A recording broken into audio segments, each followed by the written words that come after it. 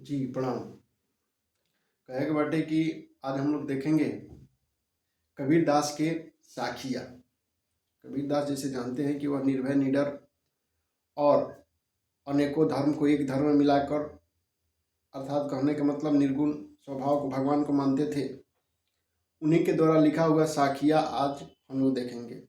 साखिया में दोहा और चौपाई दोनों है। आज हम लोग सिर्फ दोहा देखेंगे।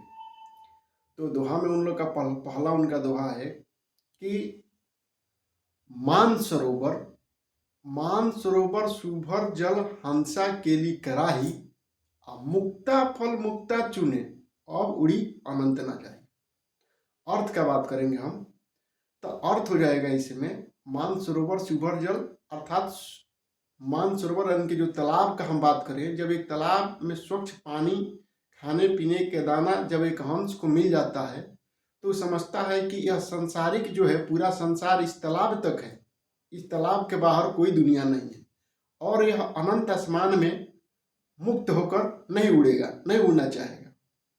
मानव भी उसी तरह कहना चाहेंगे कि जब मानव को एक ही जगह सब कुछ अपना मिल जाता है, यानी कि सुख शांति सब कुछ उसको एक ही स्थान पर मिल जाता है, तो वह सांसारिक मोह माया के बंधन में बन जाता है और इस संसार से जो अलग अलग है वो नहीं जुड़ पाता है, नहीं घूम पाता है। उसको लगता है कि नहीं हमारी यही है, दुनिया है। तो वही से बता रहे हैं एक हंस के माध्यम से कि हंस एक तालाब को अपना ही पूरा दुनिया समझ लेता है। उसी तरह कुछ लोग क्या होते हैं, संसारिक मोह माया से जुड़ के उसी को अपना दुनिया समझ लेते हैं और वह मुक्त नहीं हो पाते हैं, इस संसार में अलग स्थानों पर नहीं जा पाते हैं।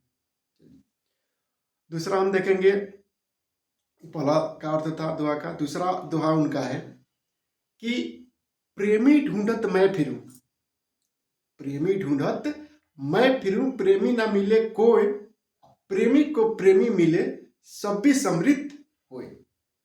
अर्थात मैं कहे के बाटे कि इस संसारिक दुनिया में हर कोई चाहते हैं कि हमको एक सच्चा प्रेमी मिले, सच्चा प्रेमी मिले। पर सच्चा प्रेमी उन्हीं को मिलेगा पाने के लिए जिस तरह आप संघर्ष करेंगे, यानी कि त्याग समर्पण इस सब का भावना होना चाहिए। अगर आप किसी से सच्चा प्रेम खोज रहे हैं तो आप जिस तरह से आप त्याग की भावना कर रहे हैं, सामने वाला भी उस तरह से अगर त्याग के समर्पण की भावना होगा तो सब कुछ संपन्न होगा। अगर इस संसार में वैसे व्यक्ति आपको मिल गए, जिस तरह से आप प्रेमी को प्रेमी ढूंढ रहे हैं उस तरह से मिल गए, तो फिर आपका सांसारिक जीवन सफल है। इसी पे कबीरदास क्या लिखे हैं कि प्रेमी ढूंढत मैं फिरूं, प्रेमी ना मिले कोई, प्रेमी को प्रेमी मिले सब भी समृद्ध होए। अगला दोहा देखें हम।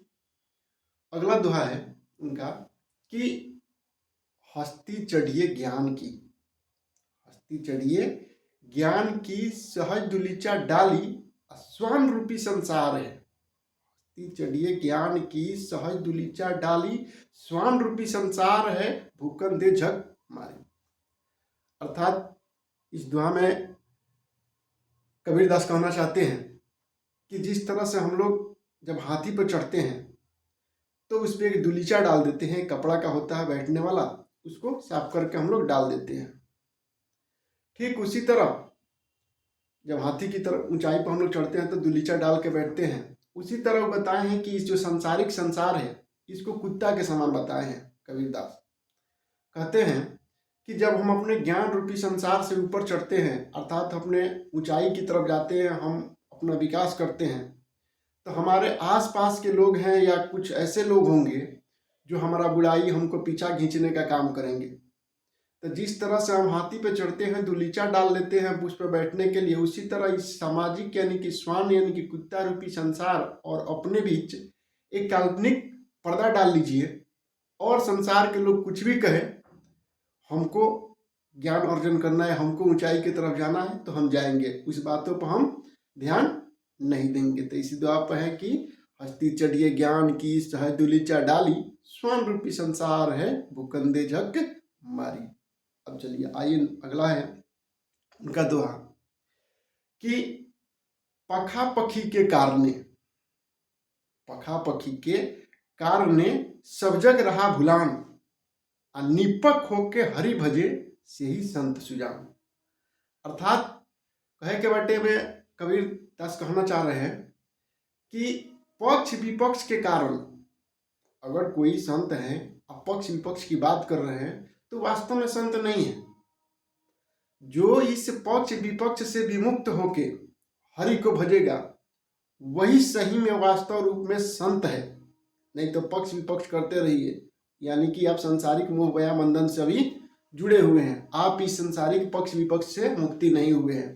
पक्ष विपक्ष से मुक्त हो गए तो यानी कि आप क्या कीजिएगा, इस बंधन से मुक्त है। जैसे इसमें कहे हैं कि पखा पखी के कारण, यानी पक्ष विपक्ष के कारण सब जग रहा भुलान, यानी कि जितने संसार में जो मोह माया से आपको ऊपर उठना है वो आप नहीं उठ पाइएगा।